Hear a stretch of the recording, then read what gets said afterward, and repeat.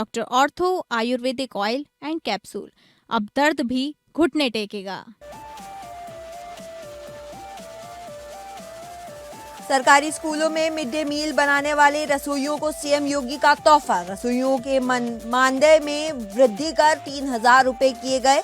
वहीं दुर्घटना आपदा होने पर परिवार को तत्काल 2 लाख रुपए की सहायता। मुख्यमंत्री ने पीएम पोषण योजना के तहत किया शुभारंभ। जंतर मंतर पर आरक्षण विरोधी प्रदर्शन पर भड़की मायावती। जाति आधारित आरक्षण के विरोध में हुए प्रदर्शन पर कहा, आरक्षण जैसे संवेदनशील मुद्दे पर सस्ती राजनीति ठीक नहीं है। मायावती ने मामले को लेकर कांग्रेस और राहुल गांधी पर भी निशाना साधा। छत्तीसगढ़ के कृषि विश्वविद्यालय पेपर लीक मामले में 6 गिरफ्तार। पेपर लीक का मुख्य आरोपी निकला प्रोफेसर। 12,000 रुपए में बेचा गया था परीक्षा का पेपर।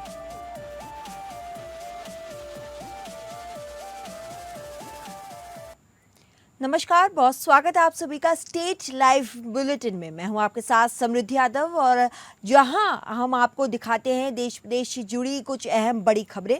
तो चलिए रुक करते हैं आज की कुछ बड़ी खबरों की ओर। पहली खबर उत्तर प्रदेश से है, जहां उत्तर प्रदेश सरकार ने पीएम पोषण योजना के अंतर्गत परिषदीय और एडेड विद्यालयों में कार्यरत रसोइयों के लिए बड़ी पहल की है। इसी के साथ साथ इसके तहत रसोइयों को स्वास्थ्य सुरक्षा और मानदेय वृद्धि का लाभ प्रदान किया जाएगा। आज मानदेय में वृद्धि कर 3,000 रुपए किया गया। वहीं रसोइयों को सामाजिक सुरक्षा की एक गारंटी भी दी जा रही है। कई दुर्घटना आपदा होने पर परिवार को तत्काल 2 लाख रुपए की सहायता प्राप्त होगी। वहीं मुख्यमंत्री योगी आदित्यनाथ ने लखनऊ में आयोजित रसोइया सम्मान समारोह में इस योजना का शुभारंभ किया। मुख्यमंत्री ने इंदिरा गांधी प्रतिष्ठान में आयोजित कार्यक्रम में रसोइयों को सांकेतिक कैलाश चिकित्सा कार्ड वितरित किया। जहां कार्यक्रम के दौरान जनप्रतिनिधियों और अधिकारियों ने सरकार के इस कदम की सराहना की। उन्होंने कहा कि कैशलेस चिकित्सा कार्ड मिलने से रसोइयों और उनके परिवारों को बीमारी के समय इलाज के लिए आर्थिक तंगी का सामना नहीं करना पड़ेगा। कार्ड मिलने पर उपस्थित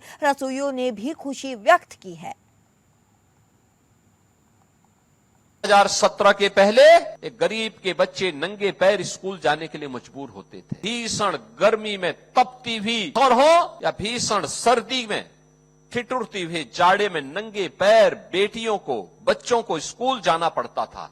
आज उनके लिए जूते मोजे की व्यवस्था है, स्वेटर की व्यवस्था है, यूनिफॉर्म की व्यवस्था है, बैग और बुक्स की व्यवस्था है। पहले काम इसलिए नहीं होता था क्योंकि समाजवादी पार्टी की एजेंडे में गरीब कोई मुद्दा ही नहीं था। आज आपने उनका बयान पढ़ा होगा, समाजवादी पार्टी के मुखिया का। आज मेरे लिए यह अत्यंत प्रसन्नता का क्षण है कि रक्षाबंधन के ठीक पहले हम प्रदेश भर की 3,53,000 से अधिक रसोइयों के 4 नए कार्यक्रम को लेकर के यहाँ पर आए हैं। आज तो प्रधानमंत्री मोदी जी ने देश भर में 55 करोड़ लोगों के लिए जनधन अकाउंट खोल दिया है।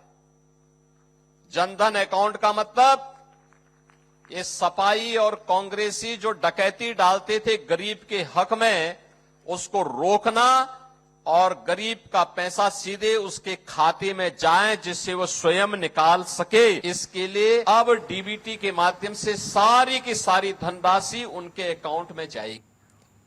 बहुजन समाज पार्टी यानी कि बीएसपी प्रमुख मायावती ने दिल्ली के जंतर मंतर पर एससी, एसटी और ओबीसी को जाति के आधार पर दिए जाने वाले आरक्षण के विरोध में हुए प्रदर्शन पर नाराजगी जताई है। आपको बता दें, उन्होंने आर्थिक आधार पर आरक्षण लागू करने की मांग को गलत बताते हुए कहा कि आरक्षण जैसे संवेदनशील मुद्दे पर सस्ती राजनीति नहीं होनी चाहिए। मायावती ने इस मामले को लेकर कांग्रेस और राहुल गांधी पर भी निशाना साधा। उन्होंने कहा कि एससी, एसटी और ओबीसी समाज को संविधान के तहत मिले आरक्षण के खिलाफ किसी भी तरीके की मांग उचित और देशहित नहीं है। मायावती ने कहा कि सदस्यों से जातिवाद और सामाजिक भेदभाव का सामना कर रहे हैं, जिससे वर्गों के लिए आरक्षण की संवैधानिक व्यवस्था जरूरी है। उन्होंने आर्थिक आधार पर आरक्षण और गरीबी उन्मूलन योजनाओं के क्रियान्वयन पर भी सवाल उठाते हुए सरकारी व्यवस्था में भ्रष्टाचार और खामियों का आरोप लगाया है। फिलहाल बसपा प्रमुख ने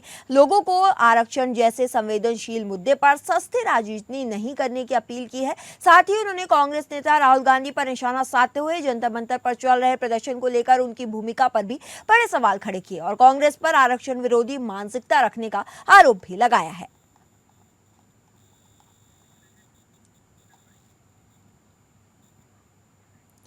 कन्नौज में पुलिस के चेकिंग के दौरान बड़ी कार्रवाई करते हुए करीब 15 करोड़ 39 लाख रुपए कीमत का 24 कैरेट सोना बरामद किया है। आपको बता दें, आगरा लखनऊ एक्सप्रेसवे पर दुर्घटनाग्रस्त ब्रेजा कार से सोने के 10 बिस्किट बरामद हुए। वहीं सोने का कुल वजन करीब 10 किलो 26 ग्राम बताया जा रहा है।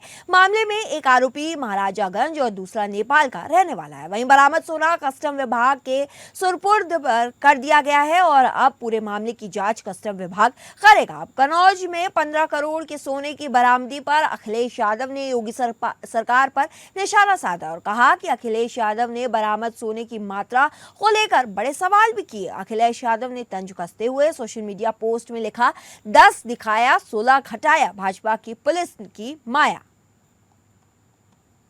आगरा एक्सप्रेसवे से प्रभारी निरीक्षक तालग्राम और एसओ सकरामा ने 2 लोगों के कब्जे से 10 किलोग्राम सोना बरामद किया है। इसमें से एक संदीप जायसवाल है जो महाराजगंज का रहने वाला है, दूसरा सरोज पंत है जो नेपाल का रहने वाला है। ये दोनों लोग ब्रेजा गाड़ी से नेपाल से दिल्ली ये सोना ले जा रहे थे। इसका वैल्यूएशन कराया गया तो ये 24 कैरेट सोना पाया गया है और इसकी कीमत 15 करोड़ 39 लाख पाई गई है।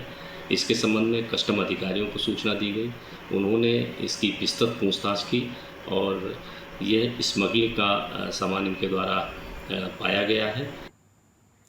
अयोध्या गोसाईगंज विधानसभा ने अपने आप को सपा प्रत्याशी बताते हुए लॉटन राम निषाद एक बार फिर अपने बयान को लेकर सुर्खियों में आ गए हैं। आपको बता दें, प्रेस वार्ता के दौरान मीडिया द्वारा राम को भगवान मानते हैं ये सवाल पूछे जाने पर उन्होंने कहा कि राम मेरे भगवान नहीं है, मेरे भगवान मेरे माता पिता है। उन्होंने कहा कि जिस माता पिता ने मुझे जन्म दिया, पाला पोसा, वही मेरे लिए सबसे बड़े भगवान है। उनका ये बयान सामने आते ही क्षेत्र में चर्चा तेज हो गई। इस बयान का वीडियो सोशल मीडिया पर तेजी से वायरल हो रहा है और बता दें कि लॉटन राम निषाद इससे पहले भी अपने बयानों को लेकर चर्चा में रह चुके हैं। गोसाईगंज विधानसभा से वो लगातार दावेदारी कर रहे हैं और निषाद समाज में उनकी अच्छी पकड़ भी मानी जाती है। अयोध्या में लूट हो गई। अरे जिन्होंने राम को लाया और राम धन को लूट करके पूरे विश्व में भारत का सर झुका दिया, आप क्या सवाल करते हैं? ये राम के नाम पर व्यवसाय कर रहे हैं। राम को पुरुषोत्तम राम लिखा गया है, पुरुषोत्तम राम लिखा गया है। आपको कोई कहीं पढ़ लीजिए, आप रामचरितमानस पढ़िए, चाहे कृतवास रामायण पढ़िए, चाहे वाल्मीकि रामायण पढ़िए, वहाँ क्या लिखा है?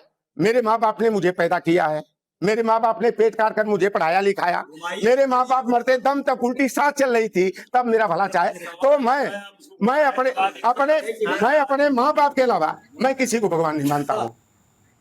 बढ़ते हैं लखनऊ की ओर, जहां लखनऊ के केजीएमयू में एमबीबीएस इंटर्न छात्रों की स्टाइपेंड बढ़ाने की मांग को लेकर भूख हड़ताल दूसरे दिन भी जारी रही। आपको बता दें, छात्र मौजूदा 12,000 रुपए मासिक स्टाइपेंड को बढ़ाकर 30,000 रुपए करने की मांग कर रहे थे। छात्रों का कहना है कि उन्हें मिलने वाला स्टाइपेंड मजदूरों की दिहाड़ी से भी कम है। मांगे पूरी नहीं होने पर फिलहाल छात्रों ने अनिश्चितकालीन आंदोलन की चेतावनी दी है। वहीं केजीएमयू के मुख्य द्वार पर सुरक्षा व्यवस्था के मद्देनजर पुलिस बल भी तैनात किया गया है। लगातार जारी आंदोलन के कारण स्वास्थ्य सेवाओं पर भी असर पड़ने की आशंका जताई जा रही है।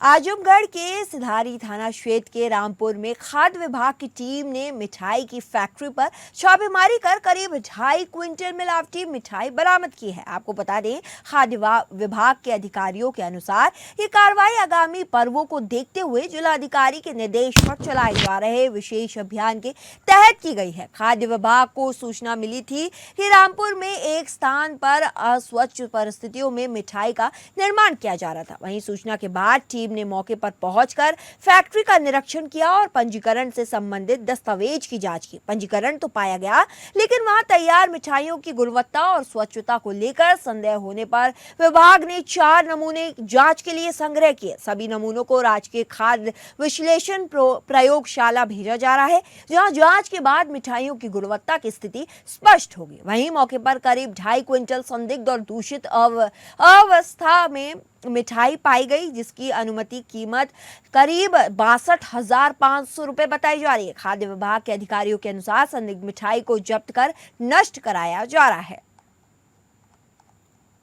के जिलाधिकारी महोदय के निर्देश है कि आगामी पर्व के दृष्टिगत जो है अभियान चलाया जाए और जो मिठाइयाँ हैं, खोया है, दूध है, पनीर है, इन सब पर विशेष रूप से सतत निगरानी रखी जाए।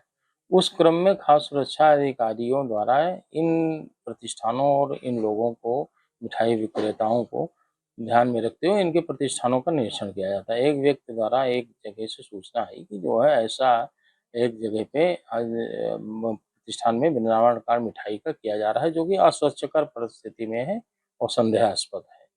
तो मेरे यहाँ खाद्य सुरक्षा अधिकारियों की टीम गई और वहाँ पर उन खाद्य सुरक्षा अधिकारियों द्वारा उसके पंजीकरण का परीक्षण किया गया, पंजीकरण पाया गया।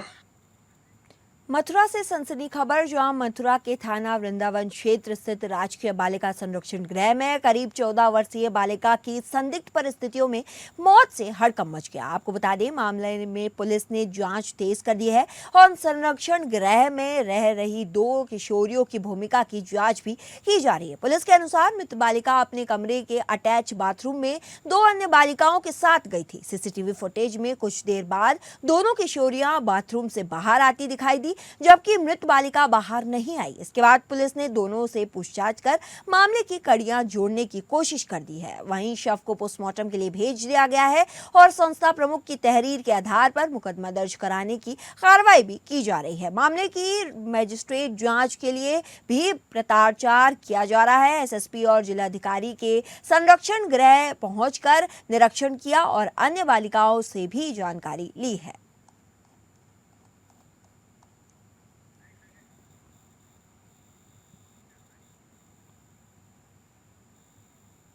मुख्यमंत्री विष्णुदेव साय राजधानी रायपुर स्थित इंदिरा गांधी कृषि विश्वविद्यालय के कृषि विश्वविद्यालय पर कृषक सभागार में आयोजित छत्तीसगढ़ प्रदेश कन्वर समाज विकास समिति के प्रदेश अध्यक्ष सहित नवनिर्वाचित पदाधिकारियों के शपथ ग्रहण और वृक्षारोपण कार्यक्रम में शामिल हुए। आपको बता दें, मुख्यमंत्री विष्णुदेव साय ने कहा कि कन्वर समाज का इतिहास गौरवशाली रहा है। संत गहिरा गुरु जैसे महान संतों और समाज के पुरोधारों ने शिक्षा, संस्कार, सेवा और सामाजिक एकता का जो मार्ग दिखाया है, उस पर आगे बढ़ते हुए नई पीढ़ी के उज्जवल भविष्य के लिए मिलकर काम करना होगा। मुख्यमंत्री साय ने इस अवसर पर नवनिर्वाचित पदाधिकारियों को सामाजिक सेवा और अपने दायित्वों के निष्ठापूर्वक निर्वहन की शपथ दिलाई। मुख्यमंत्री साय ने कार्यक्रम में कन्वर समाज के विभिन्न सामुदायिक भवनों के निर्माण, विकास और जीर्णोद्धार के लिए 1,55 लाख रुपए से अधिक की राशि प्रदान करने की घोषणा भी की है। वहीं कार्यक्रम के दौरान मुख्यमंत्री श्री विष्णुदेव साय ने लामांडी स्थित कन्वर समाज के नवनिर्माणाधीन सामुदायिक भवन परिसर में एक पेड़ मां के नाम अभियान के अंतर्गत सिंदूर का पौधा भी लगाया है। आज छत्तीसगढ़ प्रदेश कंवर समाज के नवनियुक्त अध्यक्ष श्री हरवंश मीरी जी और उनके साथ साथ कई पदाधिकारी सबका आज शपथ ग्रहण यहाँ पर संपन्न हुआ है। समाज के तरफ से समारोह का यहाँ पर आयोजन था और इसमें हम भी चूंकि उसी समाज से हैं तो समाज के तरफ से आमंत्रित थे। आज क्या है, कोई भी समाज को या कोई भी संस्था को मजबूत करने के लिए एक कार्यालय की आवश्यकता होती है, भवन की आवश्यकता होती है। तो उसी तरह से विभिन्न क्षेत्रों से समाज के तरफ से भी सामाजिक भवन की मांग आई थी और यहाँ पर रायपुर में पिछले बार भी 50 लाख दिए थे, जिसका निर्माण काम चल रहा है। रायपुर जिले के वीर बलिदानों की पावन स्मृति को संजोने और उनकी शौर्य गाथा को आने वाली पीढ़ियों तक पहुंचाने के उद्देश्य से दुर्ग जिले के पाटन विकास खंड के ग्राम सोनपुर में शौर्य वाटिका का भूमि पूजन किया गया है। आपको बता दें, उप मुख्यमंत्री एवं गृह मंत्री विजय शर्मा के मुख्य आतिथ्य में आयोजित इस कार्यक्रम में जिले के 37 शहीद परिवारों का सम्मान किया गया है। शौर्य वाटिका बनाई जा रही है। शौर्य वाटिका बनाई जा रही है तो ऐसा नहीं कि गांव की उन्नति के लिए वाटिका बनाई जाए। ये शौर्य वाटिका बनाई जाए तो उसमें हमारे जिले के जितने शहीद परिवार हैं, जितने शहीद हैं, सब के नाम से पौधारोपण का काम होना चाहिए। इस भाव के साथ ये गांव काम करता है। जब मैं गांव में आया, मैंने बात की और पता चला ऐसा हुआ है, तब मुझे समझ में आया कि इस गांव की माटी में कितनी विशेषता होगी, कितनी विशेषता होगी। इस गांव की माटी में क्या क्या नहीं है भैया। हमारे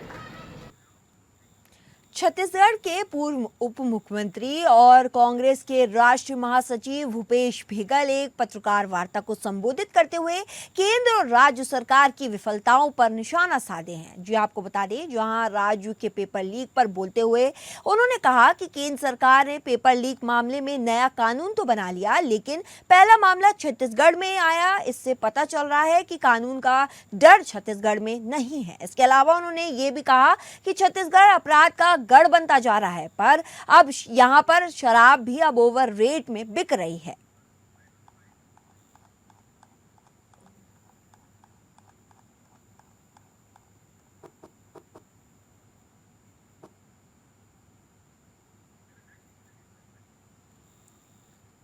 इंदिरा गांधी कृषि विश्वविद्यालय के पेपर लीक मामले में पुलिस ने बड़ी कार्रवाई करते हुए प्रोफेसर समेत 6 आरोपियों को गिरफ्तार किया है। आपको बता दें, पुलिस के मुताबिक मुख्य आरोपी प्रोफेसर योगेश सोनू केसारिया को दुर्ग के भारतीय कॉलेज से पकड़ा गया। वहीं आरोप है कि परीक्षा का 12,000 रुपए लिया गया, जिसपे उसको बेचा गया था। मामले में पुलिस ने महज 36 घंटे के भीतर आरोपियों तक पहुंचने में सफलता हासिल की। इसी के साथ साथ 20 अगस्त को सामने आए इंदिरा गांधी कृषि विश्वविद्यालय के पेपर लीक मामले में पुलिस ने तेजी से जांच करते हुए 6 आरोपियों को गिरफ्तार कर लिया है।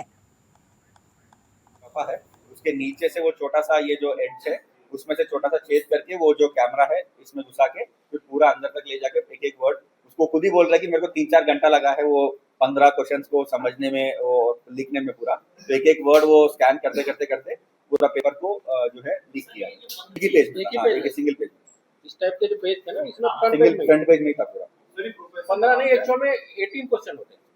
18 क्वेश्चन होते हैं, 3 पार्ट होता है उसका। 3 पार्ट में, हर पार्ट में 6 क्वेश्चन है, तो 6 में से एनी 5 सॉल्व करना होता है।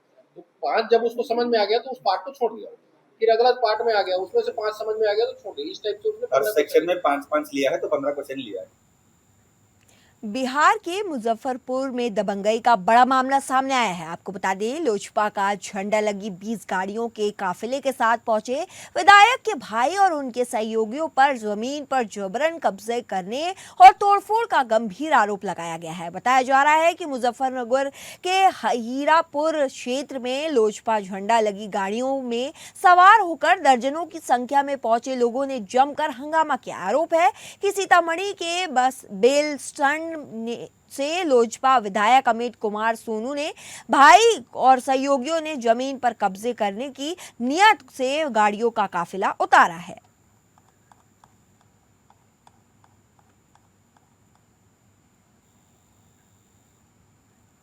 गिरिडीह और हजारीबाग में छात्रों के द्वारा मुख्यमंत्री का पुतला फूके जाने के विरोध में हुई बर्बर मारपीट की कड़ी निंदा करते हुए अमर बाउरी ने कहा कि झारखंड में जंगल राज कायम है। जेपीएससी और जेएसएससी परीक्षाओं में सरकार के लोगों को सिनफिलता साबित होने के बाद भी छात्रों के साथ छल किया गया। वहीं पूर्व मंत्री ने आरोप लगाया कि हेमंत सोरेन ने षड्यंत्र रचकर छात्रों को छलने का काम किया है और कांग्रेस नेता राहुल गांधी के इशारे पर झामुमो यानी कि जेएमएम के गुंडे ने जिस तरह गिरिडीह और हजारीबाग में छात्रों के साथ मारपीट की, वो सरकार की गलत नीतियों को दर्शाता है।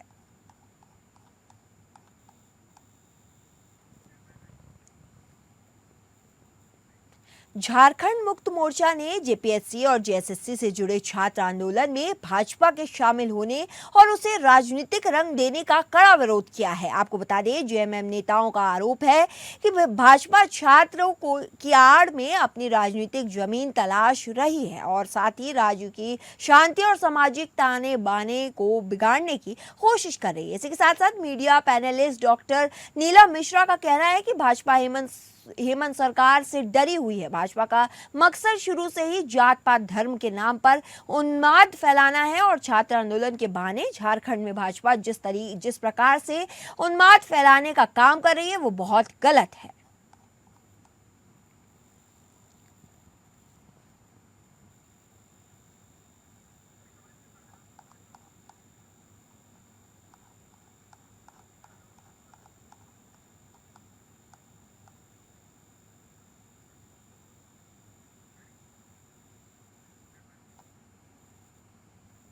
धनबाद के झरिया में एक बार फिर भूधंसान ने लोगों की चिंता बढ़ा दी है। आपको बता दें, बस्ताकोला एरिया 9 के बगत डी स्थित पुराने आईआरएसपी कॉलेज के पीछे कामिनी कल्याण क्षेत्र में शनिवार को अचानक जमीन खिसकने से अफरा तफरी मच गई है। घटना के बाद इलाके में दर्जन मकानों की दीवारों और फर्शों में बड़ी बड़ी दरारें पड़ गई, जिसके चलते कई परिवार जरूरी सामान लेकर सुरक्षित स्थानों की ओर जाने लगे। स्थानीय लोगों ने क्षेत्र के में हो रही हैवी ब्लास्टिंग और भूधंसान का कारण बताया और ब्लास्टिंग पर तत्काल रोक लगाने की मांग भी उठाई है।